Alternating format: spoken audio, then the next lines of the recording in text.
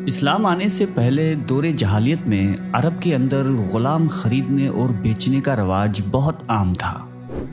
اعلیٰ قبیلے کے لوگ اپنے روزمرہ کے کام کاج کے لیے غلاموں کو خریدا کرتے تھے۔ غلام اپنے مالکوں اور آقاؤں کو مجازی خدا سمجھتے تھے۔ مالکوں کو اپنے غلام پر مکمل حق حاصل ہوتا تھا۔ چھوٹی بڑی چیزوں پر من چاہی سزائیں دیتے تھے، یہاں تک کہ موت کی سزا دینا بھی عام تھا۔ اس دور میں افریقہ کے اندر ایک علاقہ حبشہ کے نام سے مشہور تھا، جہاں سے بیشتر غلام لائے جاتے تھے، اور ان میں سے ایک غلام وحشی بن حرب بھی تھا، جو مکہ کے سردار زبیر کا غلام تھا۔ یہ غلام نہ صرف اونچے قد اور تندرست جسم کا مالک تھا، بلکہ تلوار بازی، لڑائی اور تیر بازی کے اندر بڑی مہارت رکھتا تھا، اور یہی وجہ تھی کہ اس کا مالک اسے بہت پسند کرتا تھا اور کسی بھی قیمت پر اسے بیچنے کا نہیں سوچتا تھا۔ ایک دفعہ آپ صلی اللہ علیہ وآلہ وسلم مسجد میں تشریف فرما ہو کر اپنے صحابہ کے ساتھ گفتگو فرما رہے تھے کہ اچانک سے وحشی بن حرب تیز رفتاری سے مسجد کے اندر داخل ہوتا ہے اور بلند آواز میں کہنے لگتا ہے کہ میں گواہی دیتا ہوں کہ اللہ ایک ہے اور محمد صلی اللہ علیہ وآلہ وسلم ان کے رسول ہیں۔ آپ صلی اللہ علیہ وسلم نے نگاہ اٹھائی اور اس غلام کو دیکھا۔ دیکھتے ہی آپ نے نظریں پھیر لی اور کہنے لگے کہ تیرا اسلام قبول ہے، مگر تجھ پر افسوس ہے۔ میری نظروں سے اوجھل ہو جا اور آئندہ کبھی میرے سامنے مت آنا۔ آخر اس غلام نے ایسا کیا کام کیا تھا کہ اسلام قبول کرنے کے بعد بھی آپ علیہ السلام نے سخت ناراضگی اور غم کا اظہار کیا؟ جب سرکار دو عالم صلی اللہ علیہ وآلہ وسلم کی نبوت شروع ہوئی تو کفار اور مشرکین نے مسلمانوں کو اذیتیں دینا اور پریشان کرنا شروع کر دیا تھا۔ اسلام کی بقا اور کفار کی شرارتوں کے نتیجے میں سن 2 ہجری میں مسلمانوں اور مشرکین مکہ کے درمیان کفر اور اسلام کی پہلی جنگ لڑی گئی، جس کو غزوہ بدر کہتے ہیں۔ اس جنگ کے اندر چند گنے چنے مسلمانوں نے قریش کے 1000 سپاہیوں کو دھول چٹایا اور انہیں شکست دے کر ان کے غرور اور تکبر کو مٹی میں ملا دیا۔ اس جنگ میں قریش کے بڑے بڑے سردار مسلمانوں کے ہاتھوں قتل ہوئے، جن میں ابو جہل، عدوہ، شیبہ اور بنو امیہ کے بڑے بڑے سردار شامل تھے۔ ان سرداروں کو ان کے چچا حضرت امیر حمزہ رضی اللہ تعالی عنہ اور حضور کے چچا امام علی علیہ السلام نے قتل کیا تھا۔ دور جاہلیت سے ہی مکہ میں بنو امیہ اور بنو ہاشم کے درمیان خاندانی دشمنی بڑی مشہور تھی، اور اب اس جنگ کے بعد نفرت کی آگ اور بھڑک گئی تھی۔ ان کے بڑے بڑے سرداروں کے مارے جانے کے بعد اب قریش کی سرداری ابو سفیان کے ہاتھوں میں آ گئی تھی۔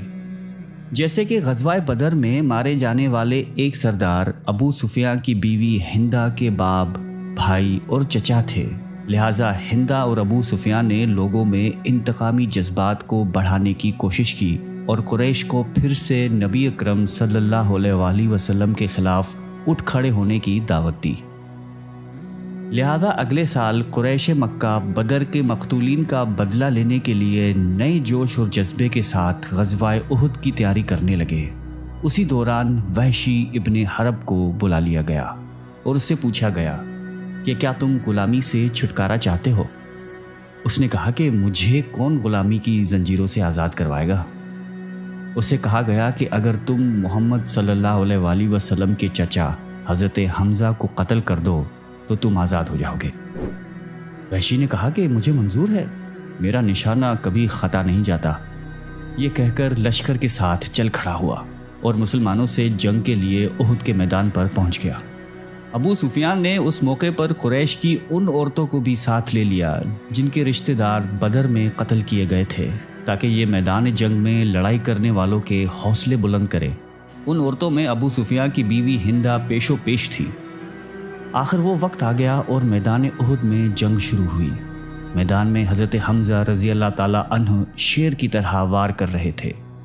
ان کے ایک ہی وار سے کفار کا کام تمام ہو جاتا۔ وحشی چٹان کے پیچھے گھاٹ لگائے بیٹھا تھا۔ حضرت حمزہ لوگوں کو کاٹ کر آگے بڑھ رہے تھے۔ ان کے سامنے ٹھہرنے اور ثابت قدم رکھنے کی ہمت کوئی نہیں رکھتا تھا۔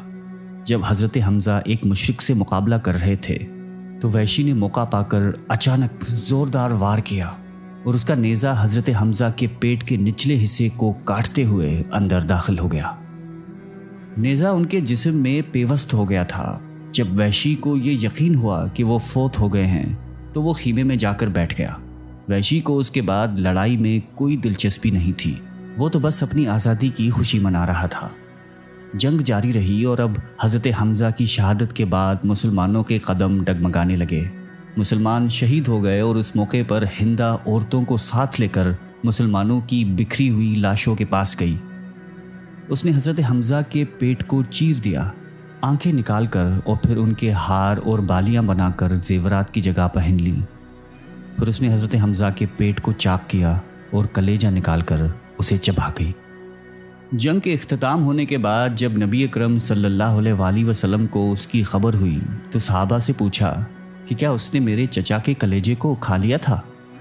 لوگوں نے عرض کیا کہ نہیں، اس نے اگل دیا تھا۔ نبی نے روتے ہوئے فرمایا کہ اے اللہ، حمزہ کے جسم کے کسی حصے کو بھی جہنم میں داخل نہ ہونے دینا۔ آپ علیہ السلام حضرت حمزہ کے جسم مبارک کے پاس حاضر ہوئے اور اس قدر روئے کہ صحابہ کی آنکھیں بھی تر ہو گئیں۔ آپ علیہ السلام میں سانحے پر شدید غم زدہ ہوئے جب آپ مدینہ تشریف لائے اور قبیلے کی عورتوں کو اپنے اپنے عزیز و اقابر کی شہادت پر روتے ہوئے سنا تو فرمایا کہ افسوس، حمزہ کے لیے رونے والا کوئی بھی نہیں۔ جب کفار مکہ واپس لوٹے تو وعدے کے مطابق وحشی کو آزاد کر دیا۔ وقت گزرتا رہا اور حضور کی دعوت عرب میں بڑی تیزی سے پھیلتی گئی اور دن بدن لوگ اسلام میں داخل ہوتے رہے، لہٰذا وحشی کو خوف ستانے لگا اور اسے اپنی جان کا خطرہ لاحق ہو گیا تھا۔ جب مسلمانوں نے مکہ فتح کیا اور نبی علیہ السلام لشکر جرار لے کر مکہ میں داخل ہوئے تو وحشی وہاں سے طائف بھاگ گیا۔ اس کا ہر دن ڈر اور خوف میں گزرتا تھا۔ اس کی نگاہوں کے سامنے بار بار حضرت حمزہ کے قتل کا منظر آتا تھا، لہٰذا ایک شخص نے وحشی سے کہا کہ اے وحشی، اللہ کی قسم، محمد ایسے شخص کو قتل نہیں کریں گے جو کلمہ طیب پڑھ کر دائرہ اسلام میں داخل ہو جاتا ہے۔ اس کی یہ بات سن کر وہ مدینے کی طرف روانہ ہو گیا۔ وہاں پہنچا تو معلوم ہوا کہ آپ مسجد میں تشریف فرما ہیں۔ وحشی لوگوں سے چھپتے ہوئے اور آنکھیں بچا کر احتیاط سے مسجد میں داخل ہوئے اور آپ علیہ السلام کے سامنے کھڑے ہو کر بلند آواز میں کہا کہ میں شہادت دیتا ہوں کہ اللہ ایک ہے اور محمد صلی اللہ علیہ وآلہ وسلم ان کے رسول ہیں۔ جب نبی نے اس کی زبان سے کلمہ شہادت کو پڑھتے ہوئے سنا تو اپنی نگاہیں اٹھا کر اس کی طرف دیکھا اور پھر دوسری طرف نگاہیں پھیر لی اور فرمایا کہ کیا تم وحشی ہو؟ اس نے کہا کہ جی ہاں، میں وحشی ہوں۔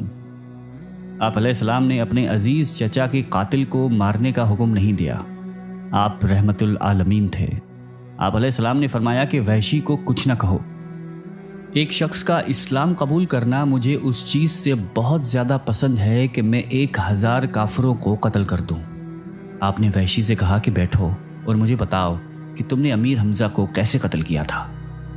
وحشی وہاں بیٹھ گیا اور پورا واقعہ بیان کیا۔ جب وحشی کی بات ختم ہوئی تو آپ علیہ السلام نے غصے سے چہرے مبارک کو دوسری طرف پھیر لیا اور کہا کہ اے وحشی، تم پر افسوس ہے، میری نظروں سے دور ہو جاؤ اور آج کے بعد میں تمہیں نہ دیکھوں۔ اس دن سے لے کر وحشی آپ کی نگاہوں سے دور رہنے لگے۔ جب آپ علیہ السلام صحابہ کے سامنے بیٹھتے تو وحشی آپ کے پیچھے جا بیٹھتے تاکہ نبی کی نظر مبارک نہ پڑے، یہاں تک کہ آپ علیہ السلام اس دنیا سے چلے گئے۔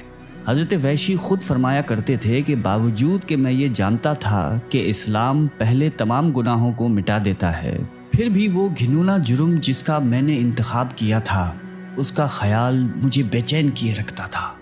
میں شدت سے کسی ایسے موقع کی تلاش میں رہنے لگا کہ کسی طرح اس جرم کا کفارہ کر سکوں۔ حضور علیہ السلام کے وصال کے بعد ابو بکر امیر المومنین بن گئے۔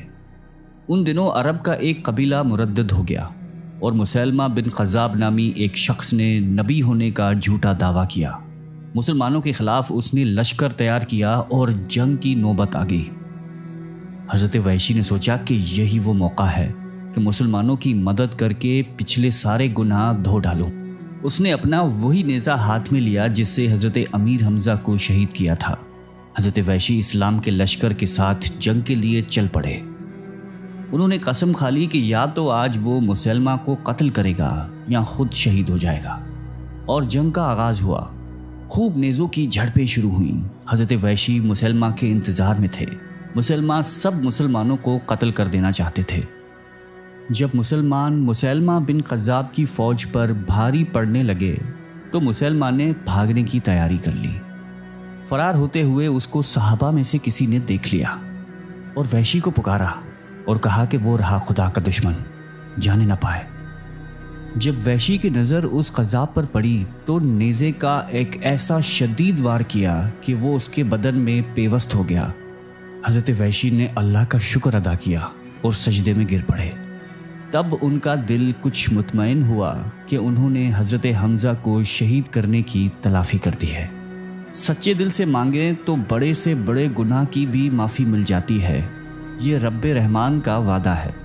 اللہ تعالی ہم سب کو قلب سلیم عطا فرمائے اور قرآن اور حدیث پہ چلنے کی توفیق عطا فرمائے، آمین۔